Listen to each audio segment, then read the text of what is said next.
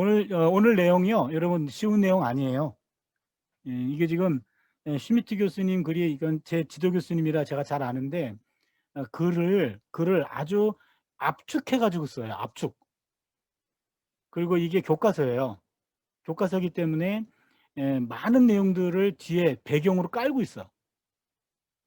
그래서 이 얘기를 하면은 이 행간은 요런 의미가 있는데 요걸 다 생략하고 요렇게 표현했구나. 저는 행간이 보여요. 이 책 가지고 제가 독일 가서 이거를 거의 뭐 씹어 먹다시피 했어요. 이 책은. 한두 번 읽은 게 아니야. 왜냐면은 수업 시간 내내 이 책에서 학생들이 모르면은 "해여차, 저 학생의 질문에 대해서 내 책 어디에 나오는 거 알지?" 이렇게 얘기하거든요. 그럼 제가 "야, 그 몇 페이지 나옵니다. 한번 설명해 봐." 이러거든요. 저는 박사 과정이고 학생들은 학부학생이니까. 근데 그 수업 들어갈 때마다 학생들한테 사전에 얘기하죠. 질문하지 말라고, 교수님한테. 니네가 질문하면 내가 답변해야 되니까 질문하지 말라고. 그래서 그 파란 책에 몇 페이지가 나오지 이렇게 얘기하고 나서 묻거든요. 그래서 이 책은 파란 책인데 하여튼 파란 책, 빨간 책은 뭐라고 얘기하니 수업 시간에 계속 물어봐 가지고 제가 아주 이때 머리털이 엄청 뽑혔어요. 이 책을 보면서. 그래서 행간을 좀 많이 알고 있는 편인데, 그래서 쉽지 않은 책이지만, 그리고 또 하나의 약점은 오래됐어요. 좀 이 책이 나온 지. 제가 1988년도에 유학을 갔으니까 지금 이게 몇 년 된 거예요, 지금. 88년에 안 태어난 사람도 있을 것 같은데, 여기. 예. 그러니까 이때 이게 교과서였기 때문에 거의 뭐 20-30년 된 책이기 때문에 조금 out of date 된 건 있습니다. 그러나 기본적인 건 다 들어가 있기 때문에 한번 정리해 볼게요. 예. 그러면 첫 번째로 1번 여기는 하나 기억해 주세요. 형성 문제, 편집사적 문제. 이 부분의 내용은요. 예레미야서는 최초로 예언자의 선포가 집필되는 과정에 대해 기록해 주고 있다. 우리가 지난번에 한번 봤듯이 바룩은 예레미야의 구술에 따라 두루마리의 그 말을 기록했다.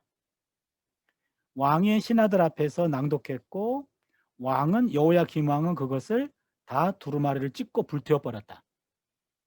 그래서 예레미야 36장의 맨 마지막에 보니까 개정 증보판이 나왔다. 우리가 36장을 보면서 예언서가 저런 과정을 거쳐서 오늘의 책이 되었겠다라는 것을 보여주는 유일한 흔적입니다. 예언자가 구두로 얘기한 걸 누군가가 받아 적었고 그것을 낭독했고 그다음에 그것이 사람들의 기억 속에 남게 되었고, 이거 여호야김 같은 경우에 그걸 불에 태웠기 때문에 유실되었고, 그 소식 때문에 나중에 다시 메시지가 다시 내려 가지고 다시 기록하게 했다. 이것들이 모아진 것이 오늘의 예언서다. 그래서 한때는 불태워진 그 내용이 과연 뭘까? 그걸 우어 롤레라 그래요. 원두루마리. 불태워진 그 원두루마리. 그래서 다시 기록된 그 두루마리 내용은 현재 예레미야서 안에서 어디에 해당할까? 이거를 한때 연구했습니다. 그런데 결과는 그 어떤 연구 결과도 확인할 수가 없어. 추측하기는 단지 위협의 내용이 주종을 이루었을 것이다. 거기에서는 구원의 예언은 아마 없었을 것이다. 왜냐하면 여호야김 왕이 그거를 듣고 굉장히 화가 났습니다. 그리고 다 불태워버렸거든요. 그 정도만 추측할 수 있습니다. 사실상 예레미야서는 난해상 편집사적 문제를 제기합니다. 예레미야서는 일찍이 8세기 예언과 비슷하게, 여러분 8세기 예언은 그 아모스, 호세야, 이사야, 미가 있죠. 요 네 명의 예언자, 이 사람들을 8세기 예언자라 그러죠. 그 다음에 예레미야는 7세기 예언자예요. 약간 100년 뒤입니다. 7세기 예언자이기 때문에 이 8세기 예언자들의 전통에 서서 주로 예레미야가 한 말은 주로 운율과 시적인 리듬으로 각인된 말이다. 요건 하나의 그냥 공리라고 이해해 주세요. 공리라고 하는 것은 그냥 누구나 인정하고 들어가는 거. 입증이 불가능하지만 누구나 인정하고 그 토대 위에 이론을 쌓아 나가는 겁니다. 그래서 예언자들은 원래 시인이었다. 운율적이고 시적인 리듬으로 각인된 말들을 했고 그 밖에 설교체 산문 이야기들이 포함되어 있어요. 장황한 내용이 나옵니다. 이 장황한 내용들은 과연 예레미야가 한 말일까? 그것은 아닐 것이다라는 겁니다. 그러니까 최소로 본다면 예레미야서 안에 예레미야가 선포했던 것으로 추정되는 것은 시문, 운문 그런 것들입니다. 산문은 누군가가 기록했거나 후대에 편집되었거나 그래서 산문 양식으로 되어 있고 지금요 설교체 산문 이야기들은 특징이 있습니다. 첫 번째 산문 양식으로 되어 있고 신명기 사가의 문학 표현과 사상이 결합되어 있다. 신명기면은 신명기 책을 말하고 신명기 사가는 여호수아 이게 여호수아 사사기 사무엘상하 열왕기상하 요 네 권 우리말 성경으로 6권이죠. 요게 신명기 역사서예요. 그래서 신명기에 나와 있는 문체도 있고 그 다음에는 신명기 사가에 있는 문체가 있어요. 요 두 문체들이 집중적으로 설교체 산문에 들어가 있다 그 말이에요. 됐습니까? 그 다음에 세 번째는 구원과 심판 앞에서 있는 청중들에게 양자택일을 요구하고 있어요. 이거를 죽을래 살래 이 말이죠. 계명을 지키며 살고 아니면 죽는다. 이게 신명기의 심판과 저주잖아요. 신명기 27장 28장에 보면은 축복과 저주. 그런 식의 양자택일의 문체들로 되어 있습니다. 그렇다면 왜 예레미야는 이렇게 다양한 종류의 표현법을 사용했을까? 만약 여러분 이 책에서 이런 식으로 작은 글씨가 나오죠? 요거는 심화된 내용이에요. 심화된 내용이기 때문에 이해하기가 어렵습니다. 글자가 작아서 읽기도 좀 짜증나는데 내용도 어려워요. 여러분 요게 심화 내용이 이해가 안 되면은 그냥 그러려니 그러세요. 이해가 되면은 할렐루야 그러세요. 조금 심화 들어갑니다. 산문 본문들은 예레미야가 선포했던 진정한 구성 요소로 간주한다면 신명기 사가적 문헌들과 예언자의 말의 관계를 어떻게 설명할 수 있을까? 지금 이게 예를 든 겁니다. 예레미야가 신명기 역사의 문체를 사용했다면 가능하잖아요, 그게요. 보세요. 예레미야는 신명기를 통하여 요시야 종교개혁의 종교개혁의 영향을 받았을 것이다. 요시야 종교개혁이 622년이에요. 예레미야는 627년에서 6년에서 585년까지 활동했어요. 그러니까 예레미야 활동 초기가 종교개혁하고 겹쳐요. 그렇기 때문에 신명기가 이때 발견되잖아요. 신명기가. 그럼 예레미야 활동 시기와 신명기 발견이 겹친단 말이에요. 그럼 예레미야가 신명기를 보았을 수도 있어요. 신명기의 영향을 받을 수도 있습니다. 그 내용입니다. 그래서 그 언어는 7세기에 시작된 화법이거나 제2에서 전형적으로 사용되었던 고도의 화법이라는 거예요. 이건 지금 예레미야가 신명기 문체의 영향을 받았다라는 그런 가설하에서 설명하는 겁니다. 그런데 예레미야의 진정한 선포를 발견할 수 있는 운율적인 말에서는 왜 이런 문체가 발견되지 않는 것일까? 이게 문제입니다. 예레미야가 한 말로 생각되는 운문과 시문에는 신명기와 신명기 역사가의 문체가 안 보인단 말이에요. 그것이 기교적인 산문체이건 설교 문체이건 간에 왜 그 7세기 화법이 신명기 역사가의 언어 영역 밖에서도 입증될 수 있지 하지 않는가? 그렇다면 슈미트의 견해는 무슨 얘기냐면 예레미야서 안에 나오는 신명기와 신명기 역사 문헌은 예레미야가 영향을 받은 것이 아니라 후대에 편집이 되었다 그 말이에요. 됐나요? 예, 그거 하나만 이해해 주세요. 지금 복잡한 문학적 문제를 어떻게 결정하느냐에 따라 예언자에 대한 이해가 달라져요. 첫 번째는 예레미야를 선배 예언자들의 선상에 놓고 그를 이해할 수 있다. 이게 8세기 예언의 입장에서 7세기에 받아들인 거다. 그러니까 예레미야는 주로 심판 예언자고 미래를 선포하기 위해서 잘못을 지적했다라고 보는 것이 우리가 예언서 이해였죠. 그렇죠? 그런데 만약에 신명기 역사가의 그 문헌을 예레미야가 받아들였다면 예레미야는 회개 촉구자가 돼요. 회개 촉구 본문은 다 신명기 문체거든요. 이게. 그러니까 회개 촉구를 예레미야가 직접 한 말이라고 한다면은 8세기 예언하고 달라집니다. 근데 이거를 후대 걸로 빼버리면 예레미야도 7, 8세기 예언자와 같아요. 됐죠? 그러니까 우리가 지금 특별히 예레미야서 안에 신명기 문헌이 많이 나와요.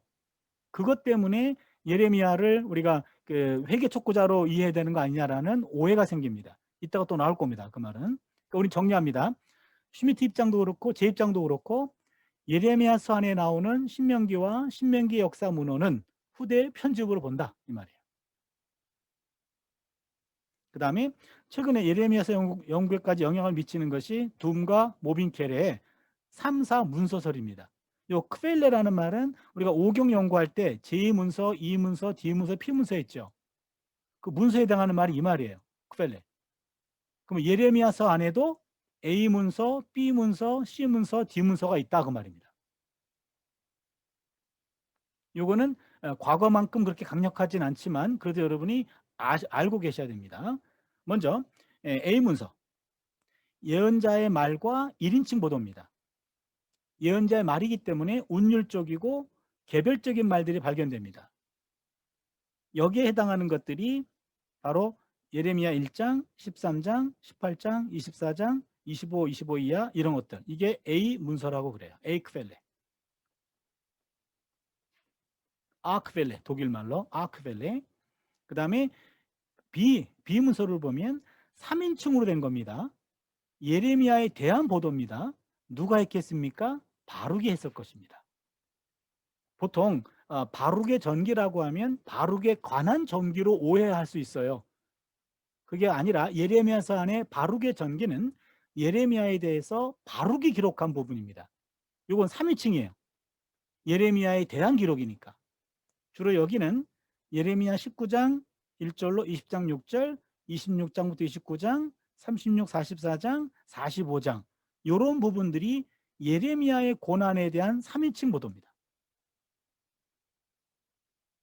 여기서는요 주로 아마 바룩에 의해서 기록됐을 것이다. 그래서 바룩의 전기라고 하는 겁니다. 다른 예언자에 비해서 예레미야 운명에 대해 우리가 더 잘 알게 됩니다. 그러니까 예레미야의 기구한 그런 고난의 삶은 다 바룩이 기록해 둔 거예요. 바룩. 그 다음에 C문서 봅니다. 신명기 사가에 의해 개정된 판문들. 여러분 신명기 사가는 우리가 560년 이후라 그랬죠. 그러니까 예레미야 이후예요. 기억나십니까?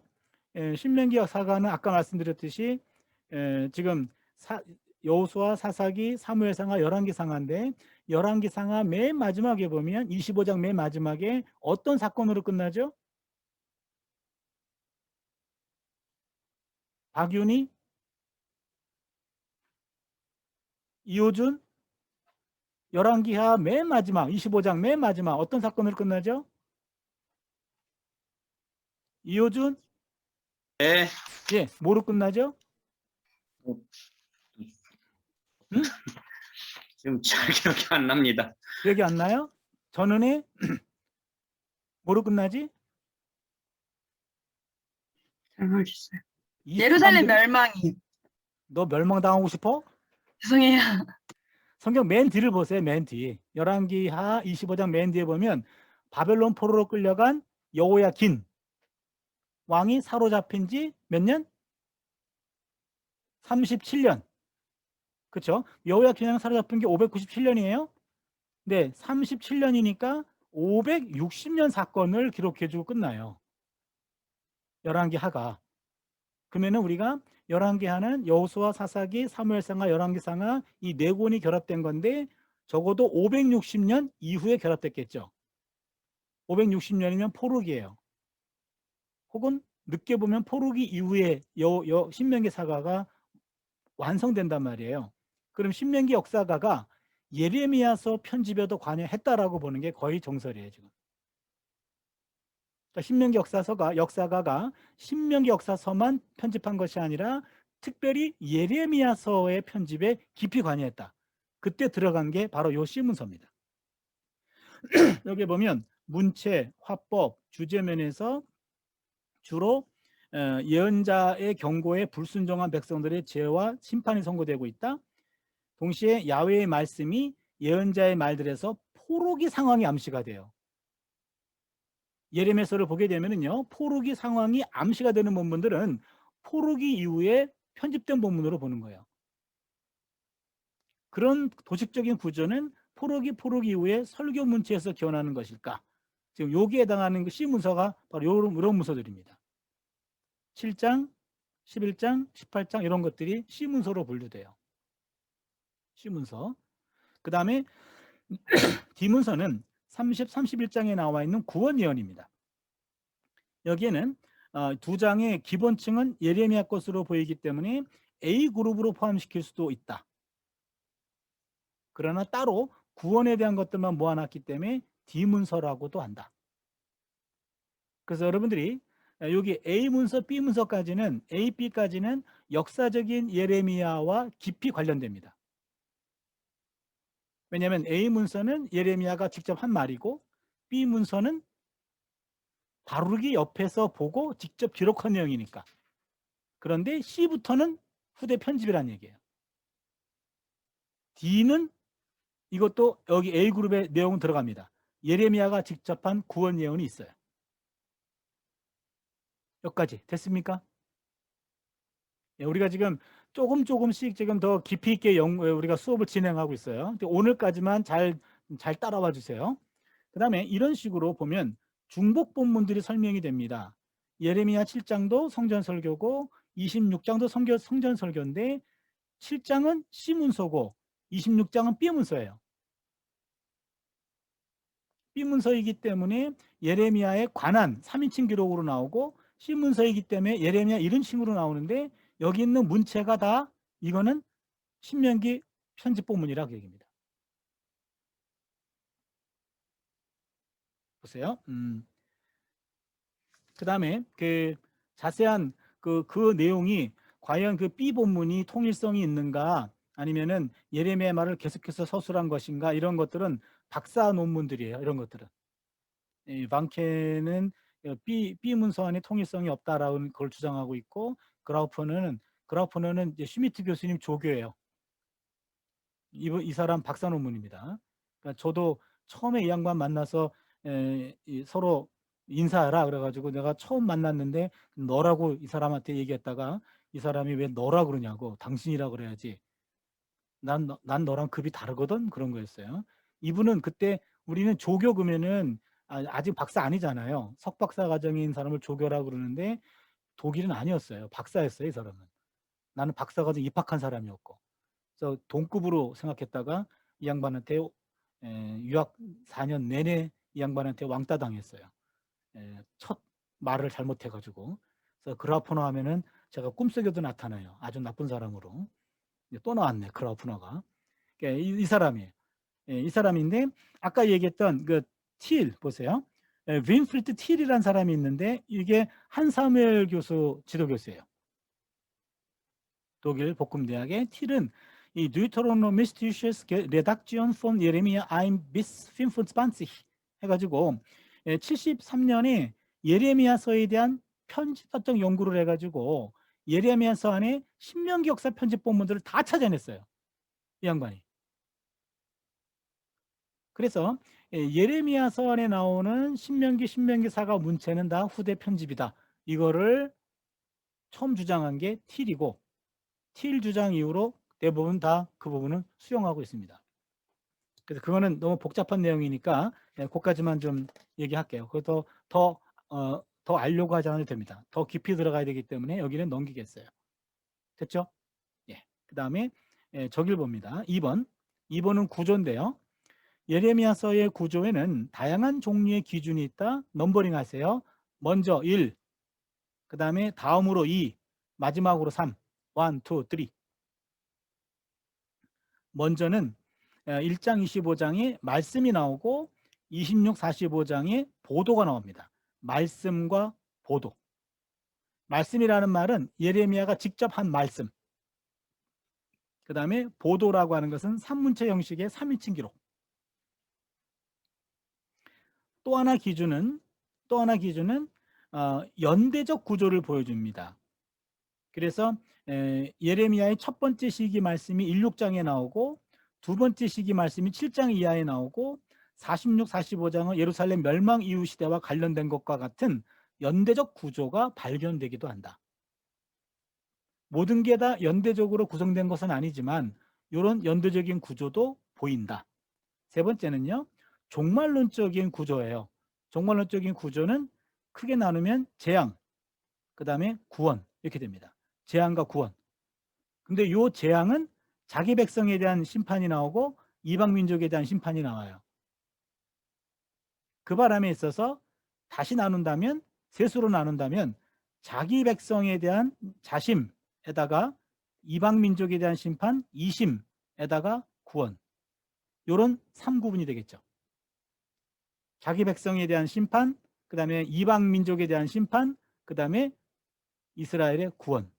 요게 삼중구도, 세 부분의 도식으로 구분된다. 이 내용입니다. 예, 그 다음에 전체 구도를 좀 볼게요. 구조를 보시면 1장부터 25장까지는 주로 예루살렘과 유다에 대한 위협의 말들입니다. 그 다음에 1장은 예레미야의 소명기사예요. 특별히 4절부터 10절까지 아주 유명한 소명기사고, 그 다음에 넘기면은요, 4장 여기 5절부터 6절까지는 이게 북쪽으로부터 오는 적이 나오는데, 이 북쪽으로부터 나오는 적이 누구를 가리키냐 그 말이에요. 여러분 예레미야 1장 한번 잠깐 보실까요? 예레미야 1장 1장의 13절 한번 읽어주세요. 13절 1장 13절. 야훼의 말씀이 다시 내게 임하니라. 이르시되 내가 무엇을 보느냐 대답하되 끓는 가마를 보나이다. 그 윗면이 북에서부터 기울어졌나이다 하니. 예, 거기 보시면 북으로부터 기울어졌다. 14절에 재앙이 북방에서 일어나. 15절에 북방 왕국들의 모든 족속을 부을 것이며, 그러니까는 북쪽으로부터 적이 쳐들어온다는 거예요. 이게 예레미야가 소명받을 때 처음으로 본 환상이에요. 북쪽으로부터 적군이 몰려오네. 누굴까? 그게. 요 북쪽으로부터 온 적이 바벨론이라고 하는 것은 나중에 알게 됩니다. 지금 소명 초기에는 누군지 몰라요.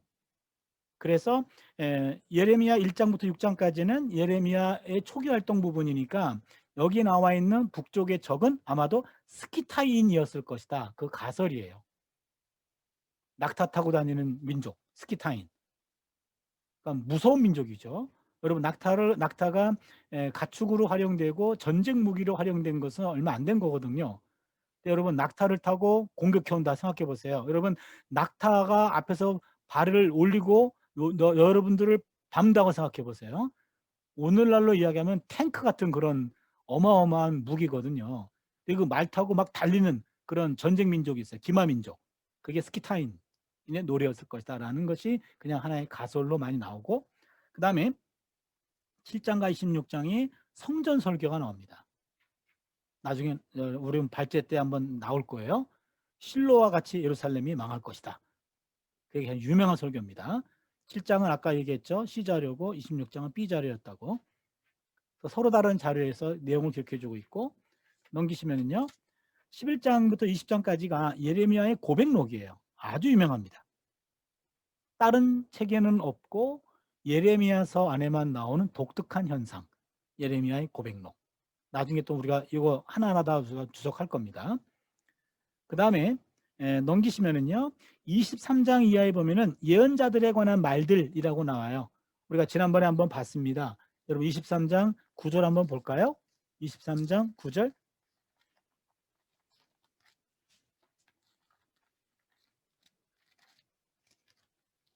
읽어주세요.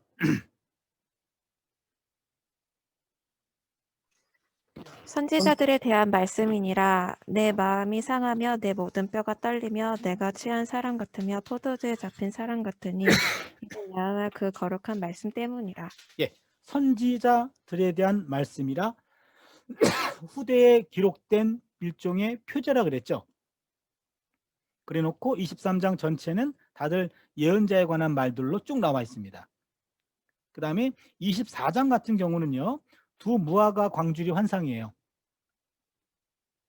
그래서 어떤 내용이죠 이게? 장혜원, 24장 어떤 내용이지? 좋은 무화과랑 나쁜 무화과 나오네. 예, 누가 좋은 무화과고 누가 나쁜 무화과예요?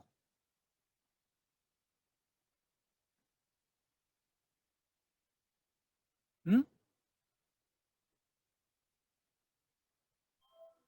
볼까요? 어? 이동원, 누가 좋은 무화과고 누가 나쁜 무화과예요? 이 사람들이 예레미야서 아직도 안 읽었어? 예레미야서 한 번 읽은 사람, 한 번이라도 손 들어보세요. 박차진, 전은혜 둘밖에 없어? 여러분들 이번 학기 우리가 예레미야서 공부해요.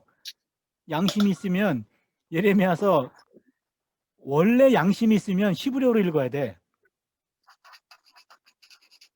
최소한 우리말로도 한번 읽어보세요. 52장. 그러니까 모든 예언서 가운데 가장 긴 장입니다.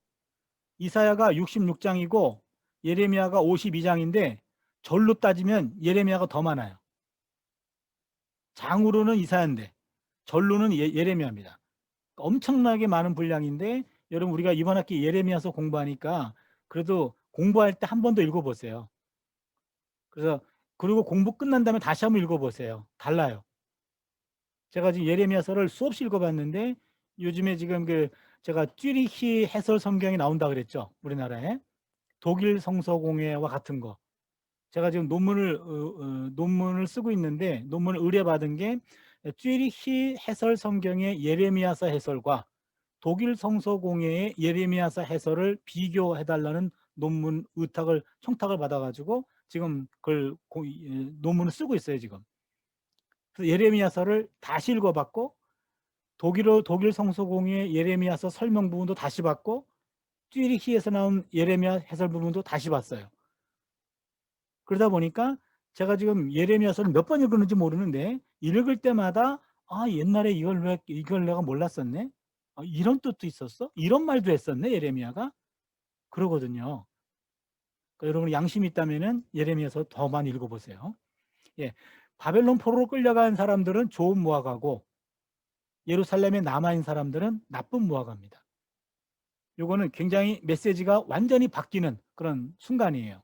심판을 경험한 사람들은 좋은 무화과, 심판을 경험하지 않은 사람들은 나쁜 무화과. 그래서 이제는 돌아오라고 얘기할 때 심판을 경험한 사람들에게 회개하라 그래요. 심판을 경험하지 않은 사람들에겐 회개하라고 말한 적이 없습니다. 이따가 좀 더 설명할 거예요. 최명은 잘 들으세요. 그 얘기. 예. 25장부터 그다음에 46, 51장은 이방 신탁이라고 합니다. 이방 민족들에 대한 위협의 말이고 그다음에 29장부터 33장까지가 구원의 말이 나와요. 구원의 말. 드디어 구원이 나옵니다. 30장, 31장은 위로의 소책자라고 그럽니다. 그러니까 예레미야서 안에 갑자기 구원 얘기가 나와요. 위로의 메시지. 그 다음에 30일, 31장 이하가 새 언약입니다. 아주 유명한 새 언약. 나중에 또 우리가 공부할 겁니다. 그 다음에 넘기시면 19, 20장, 26, 29, 36, 35 요게 바룩의 전기입니다. 26장에 성전 설교가 나오고 27, 29장은 거짓 예언자들에 대한 반박. 그 유명한 거짓 예언자 이야기입니다. 나중에 볼 거고 특별히 29장은 바벨론으로 끌려간 사람들에 대한 편지로서 아주 유명한 내용입니다. 편지 내용. 그 다음에 이 36장은 우리가 아까 봤죠? 두루마리 형성 과정을 보여주고 있죠. 예, 그 다음에 52장은 왕하 24, 25장으로부터 온 부록입니다. 그러니까 신명기 역사가가 여기 나와 있는 내용을 따와서 여기다가 붙였는데 여기에 없는 내용이 이 안에 들어가 있는 것들이 있어요. 여기에 더 자세합니다. 여기는 3차 포로까지 얘기해줘요. 3차 포로. 바벨론의 3차 침공. 여기는 2차까지밖에 안 나옵니다. 그래서 상호 보완적인 내용이에요. 예. 그 다음에 이 책의 진술, 여기에 3번은요. 인물과 배경이라고 적어주세요. 예레미야는 요시야 왕 13년. 여러분 예레미야 1장 한번 봐주실래요? 예레미야서 1장 거기 2절 한번 읽어주세요. 아몬의 아들 유다 왕 요시야가 다스린 지 13년에 여호와의 말씀이 예레미야에게 임하였고 예, 요시야 왕은요 639년에서 609년에까지 왕으로 활동하거든요. 근데 여기서 왕으로 다스린 지 13년이니까 13을 빼면 이게 626년 혹은 7년이 돼요. 그래서 기억해 주세요. 예레미야는 627년 혹은 6년에서 활동하기 시작해서 585년까지 활동합니다. 585는 587년에 나라가 망하죠. 유다가. 망하고 난 다음에 예레미야는 어디로 끌려가죠? 예, 이집트로 끌려갑니다. 이집트로 끌려가서 아마 한 2, 3년 뒤에 거기에서 사망했을 것으로 보는 거죠. 585년까지 이게 예레미야 44장이 예레미야의 마지막 선포입니다. 여기까지 585년까지 했던 그래서 아마도 예레미야는 650년경에 태어났고 585년까지 활동했던 예언자로 봅니다. 650에 585. 예레미야는 지금 1절 한번 읽어보시면 베냐민 땅 아나돗의 제사장들 중 hil기야의 아들 예레미야의 말이라. 예레미야가 제사장은 아니었어요. 아버지가 제사장이지. 근데 그 당시에는 제사장은 세습되었기 때문에 아마 예레미야도 제사장이었을 것이다 라고 추정하는 학자도 있는데 저는 아직 단정 지을 수는 없다라는 입장이에요. 아버지는 제사장이다 분명히. 근데 에스겔은 본인도 제사장이라고 나와요. 근데 예레미야는 그냥 제사장의 아들로만 나옵니다. 제사장 가문의 출신이었어요. 그 다음에 그의 고향은 어디라 그랬죠? 아나돗은 예루살렘으로부터 북쪽 5km입니다. 5km. 얼마 안 떨어져 있어요. 그래도 지방입니다. 이사야는 서울 출신, 아모스와 미가는 아마도 경기도와 충청북도 출신, 예레미야는 경기도 출신이네. 그렇죠? 오늘날로 하면은 수도권 출신. 중요한 것은 수도와 성전에 대해서 예레미야는 비판적인 입장을 취하고 있다는 얘기입니다. 예루살렘 출신이 아니기 때문에 거기에 빚이 없어요. 그리고 열왕기상 2장 26절은 무슨 내용이죠? 여러분 이게 가르고 나오는 성경 구절들은 다 찾아봐야 돼. 알면 안 찾아봐도 돼. 예? 무슨 내용이죠?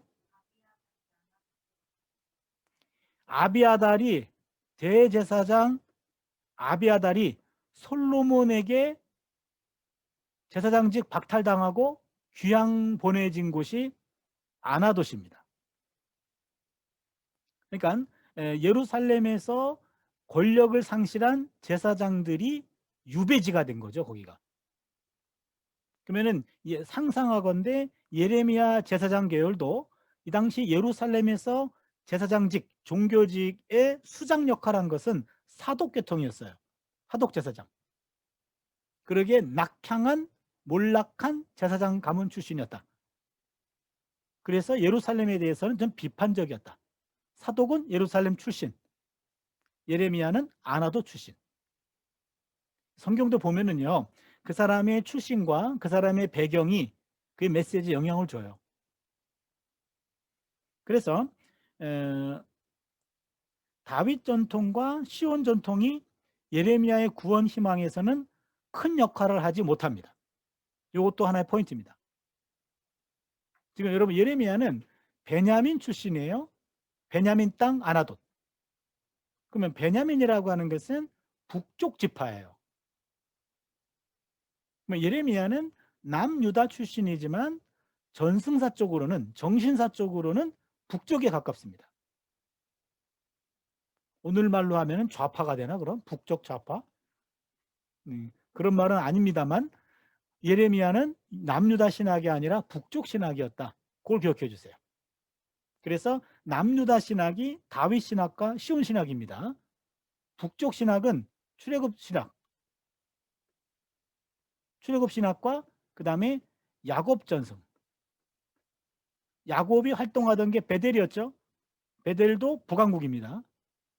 그리고 출애굽의 가장 문제가 출애굽이라는 사건이 필요했던 것은 요셉이 이집트에 팔려갔기 때문에 그런 거죠. 요셉의 두 아들이 에브라임과 므낫세죠. 에브라임과 므낫세는 북왕국이죠. 그래서 출애굽 전승은 북왕국에서 뿌리를 내립니다. 여러분 오늘 잘 들으셔야 돼요. 예언서에 보면은 북쪽과 남쪽의 사상이 조금 구분된다. 북쪽은 출애굽이 강하고 야곱 전승이 강하다. 남쪽은 다윗 전승과 시온 전승이 강하다. 됐습니까? 여기다 또 하나 집어넣는다면 아브라함은 헤브론입니다. 헤브론은 유다의 도시예요. 그러면 아브라함도 유다 전승이다. 됐습니까? 다 전승사 쪽으로 연결됩니다. 그래서 예레미야가 구원을 얘기할 때 예루살렘에 있는 사람에게 구원을 말하는 것이 아니라 포로된 사람들에게만 해당합니다.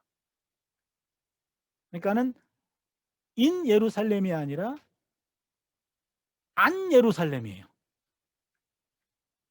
그러니까 예루살렘에 대해서 상당히 비판적이었다는 얘기입니다. 그리고요, 호세아가 하나님으로부터 결혼하라는 명령을 받았고 그의 자식이 그의 심판 메시지의 증인이 됐던 반면에 예레미야는 결혼도 못했습니다. 갑자기 지금 호세아를 얘기하는 것은요, 여러분 호세아는 문서 예언자 가운데 유일한 북왕국 출신이면서 그리고 북쪽 전승이 이 안에 많이 들어가 있습니다.